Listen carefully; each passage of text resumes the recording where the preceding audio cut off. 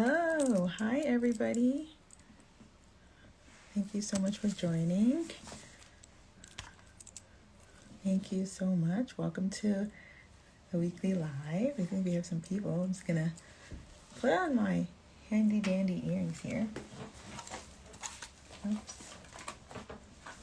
This is funny. My earring fell right before the live, so I'm just going to wait for people to join. Thank you for joining us. There you go. Your clip-ons. So not very stable all the time, but alrighty.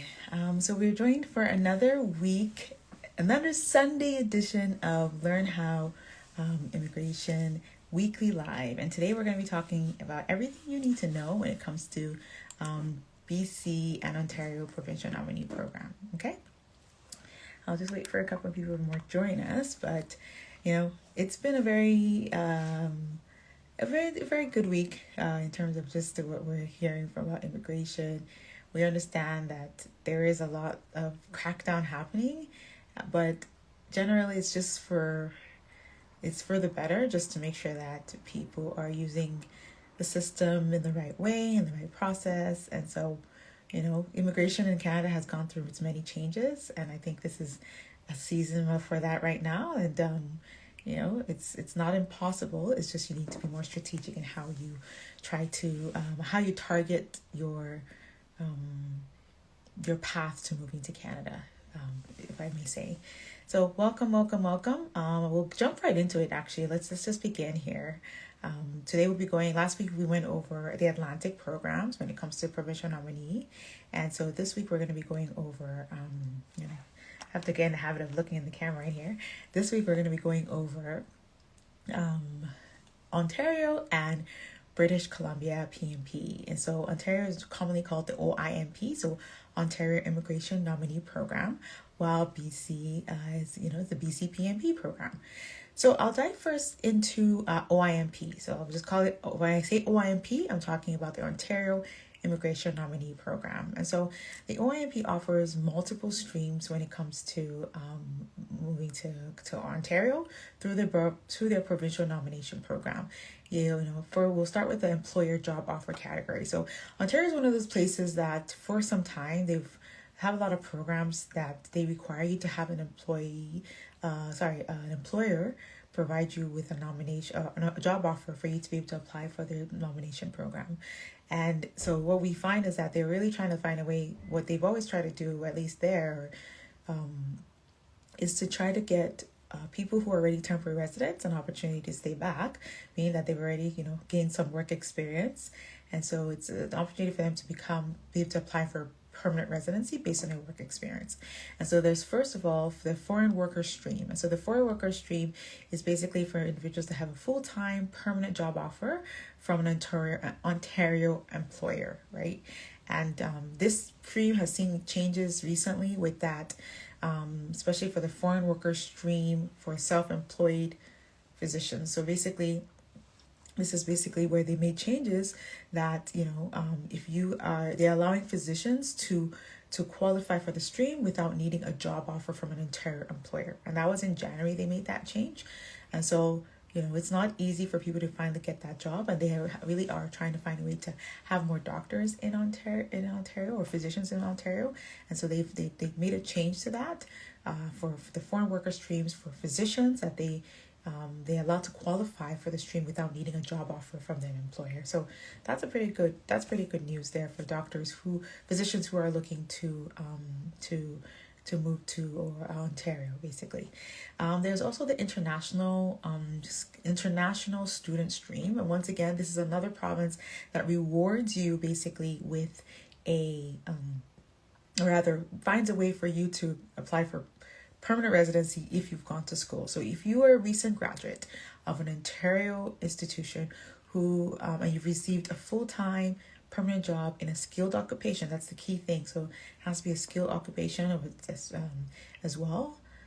Then you can apply for nomination with Ontario. They also have their in-demand skills stream, and this is kind of like similar to other provinces that have like occupation in demand. And so that's specific occupations that Ontario decides that they are looking for people to have experience in, and so that you can go ahead and apply for their provincial nomination program based on that.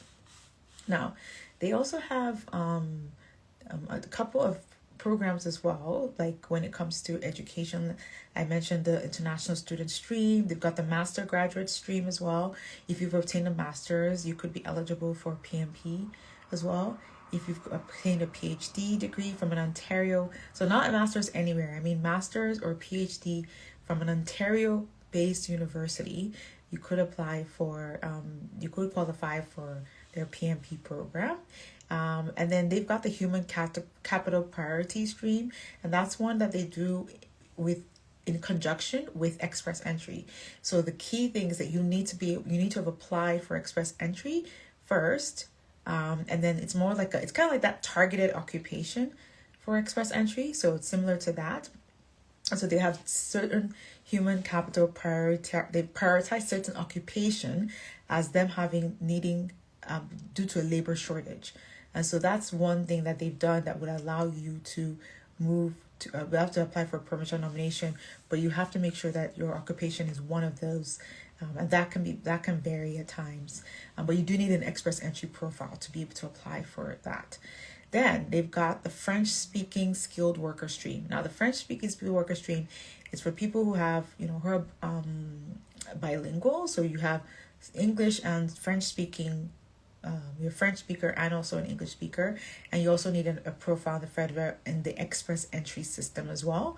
So that's why I've been telling people they need to speak French, or they need to learn how to speak French, because more and more a lot of these provinces are focusing on that area.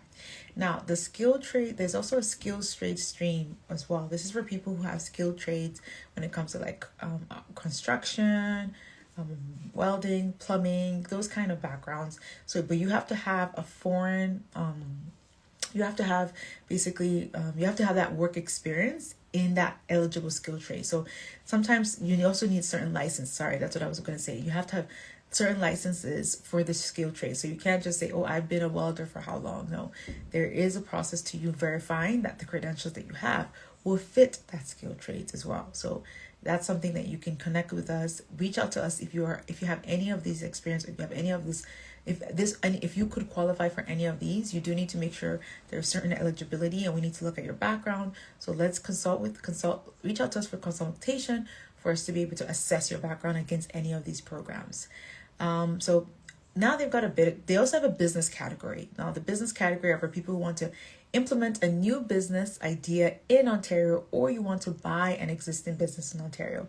Now there's a whole process to that, but we do have offer that service to help you navigate, and there are specialists who are business plan writers for immigration applications. So it's not your business plan. You can write a business plan, but sometimes you might need a specialist to look at it who's regularly has helped others through the immigration application process. So you might need a specialist to look at that business plan, and we do have someone that we do consult with for that. Okay, so basically what I've given to you is what the Ontario program is about. But the key thing I would say you need to look at is most of these programs you need an employer job offer, right? So the foreign worker stream that I mentioned, you do need an employer job offer. The foreign worker stream is a stream that can be quite difficult, especially if you don't have a job offer, right? Because that's one of the requirements. But like I said, for physicians, they've now said since January that you don't need a job offer. So if you are a physician, Ontario might be where you want to look at, and you can reach out to us, so we can look into this for you with more details of how to navigate possibly moving to Canada as a physician. And also the international student stream, that's another one that you need a job offer. So if you've gone to school in Ontario or you're about to go to school and you're looking for a province, Ontario could be an option. Now, another thing I'll tell you about Ontario it doesn't have to be in Toronto that you go to school. You could look for something in an outskirts. It doesn't have to be the major cities. So look at something in a different city, because that sometimes it's more competitive to get that employer job offer in the bigger cities. Just keep that in mind. So we've talked about the different streams. There's student streams. There's physician streams that cater to physicians. There's streams that cater to those who are looking to start business in Ontario. Ontario is a place that has a very viable provincial nomination program. I do say that with a bit of a twist though, because of, as we know, and I've mentioned in the last session, and you may not have heard this, but the allocation for provincial nomination has been reduced by 50% by the federal government. And so so what's happened is that because of the federal government has reduced funding and allocations, even provinces, pretty much all the provinces, including Ontario, have reduced by 50%, which means that we'll see less draws happening, less invitations happening. We'll see stricter regulations. We'll see them assessing, because now they're like, we want to only bring in the best of the best. So we'll see them assessing applications in a more scrutinizing way, right? For lack of a better word. And so it's really, really important for you to make sure that you are putting your best application forward, putting your best application that will allow you. I would say provincial nomination is a key place where people do not put in the right information and it can waste your time, because provincial nomination can take quite long for them to review your application these days.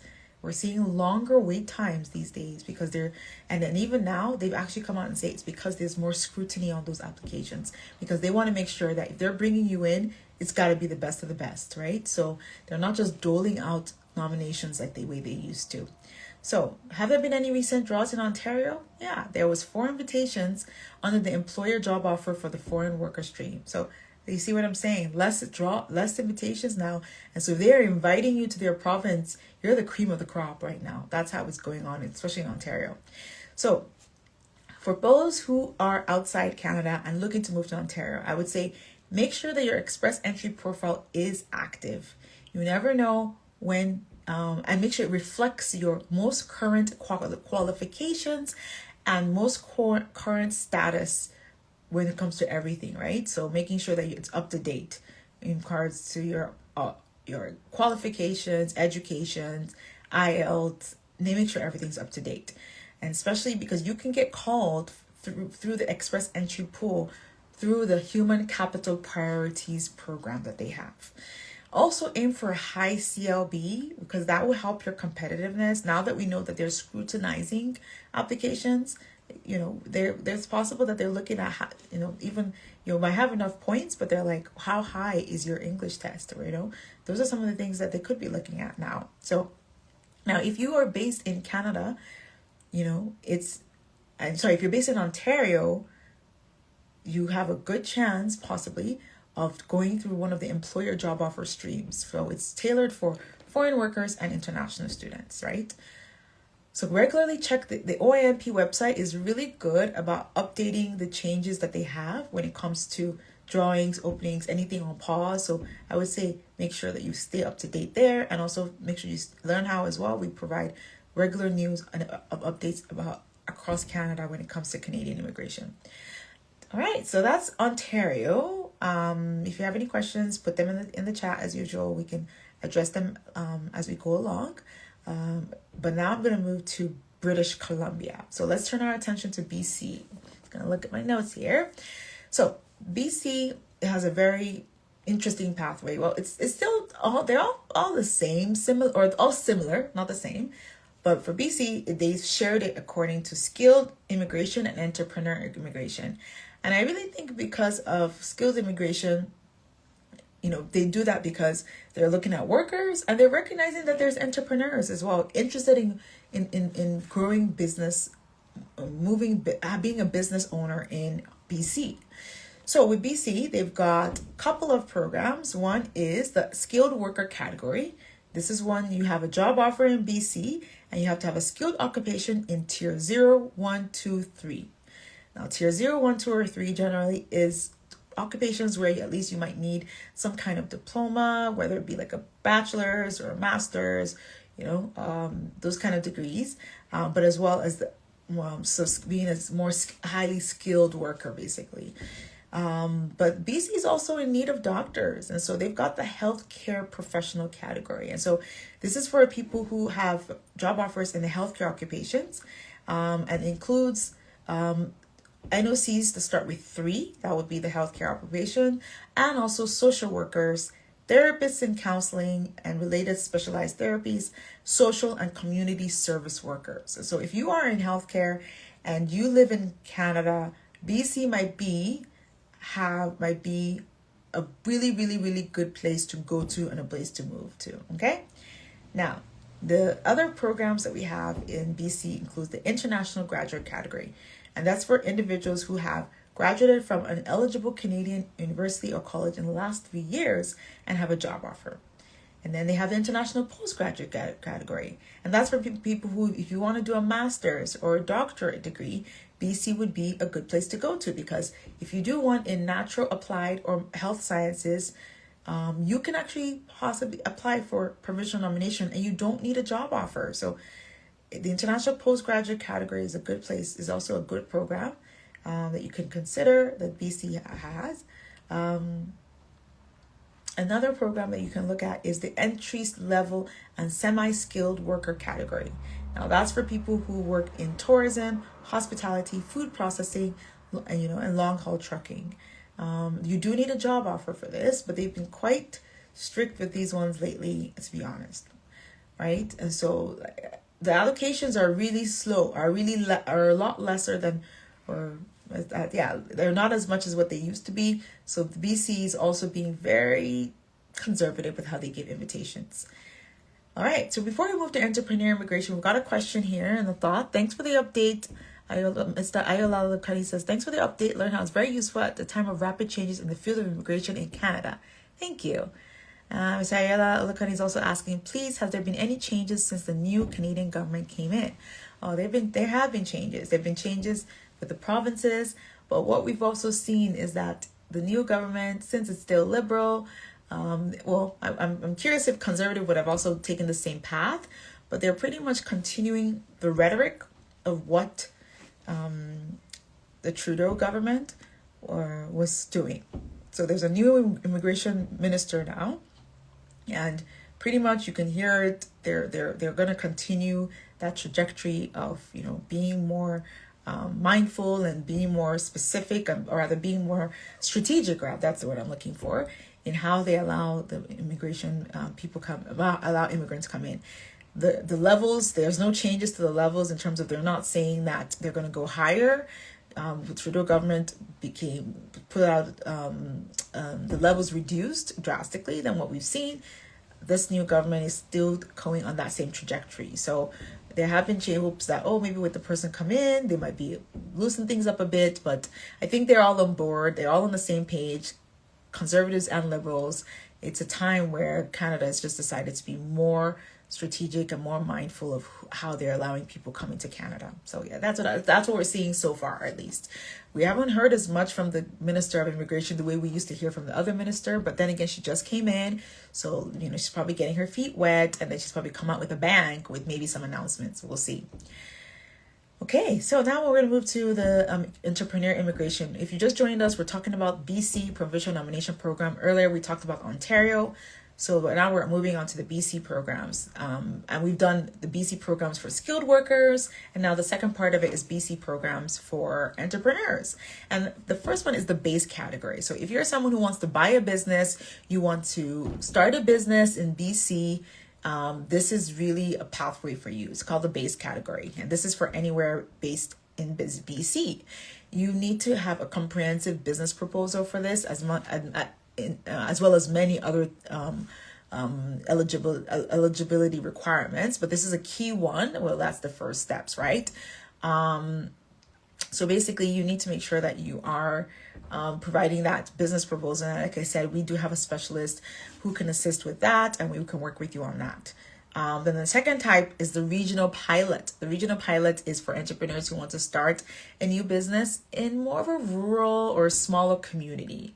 So this is, and it really might be cheaper to live there as well. But then again, right, you might not, you might struggle with the numbers in terms of the market reach might be not as great as if you're in a bigger city in BC. But hey, the cost of doing business could be less. So this is for people who want to go to encourage people to move to smaller communities and start business in BC. So now, what's the status of what's going on when it comes to the BC nomination allocation? And we can see another question here from Mr. Ayala Lukani, and this actually segues into what I'm about to talk about. Mr. Ayala Lukani is asking, do the provinces have the right to have their own immigration requirements for the different skills? So generally, they align with the federal government. So like there's certain bases like language requirements, right? They make sure it's kind of aligned with what the federal government would do and what their programs are about. Language, years of experience. I mean, I've seen like some provinces would do 6 months versus 1 year. Sometimes it's like that. If you maybe 6 months if you're based in the province. So yes, they do have a bit of wiggle room, but for the most part, they do align with what the federal government requires. For the different skills, like they try to align, but they do have here and there some wiggle room to change that as well. And I think what they really align with is more about what the employers require. So those NOCs, National Occupation Classifications, is actually the standard for Canadian employers when they're looking for certain skills, if you get what I'm saying. Like if an employer would ask for a year of experience for maybe like maybe I'm just thinking like a welder, they will try to do that. That would be what most likely the occupation the immigration program will also require. They try to align with that as well. So, and that's been put there as well for the employers to align with too, for the most part.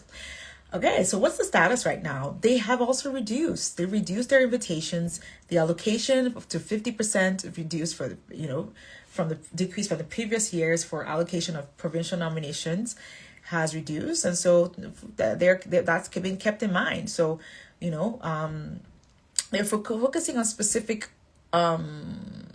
occupations like healthcare and entrepreneurship. So BC has always been big about entrepreneurship and healthcare as well. Have they had recent draws? Yes, they had a draw on May 8th, 2025, and they said they put out about 94 invitations for high wage earners in the NOC Tier 0 occupations and also high scoring applicants. Then May 28th, they also put an invitation for 9 invitations were also sent out for entrepreneurs, right, for the base stream, and fewer than 5 for the regional stream. So these are really, really, really competitive to get.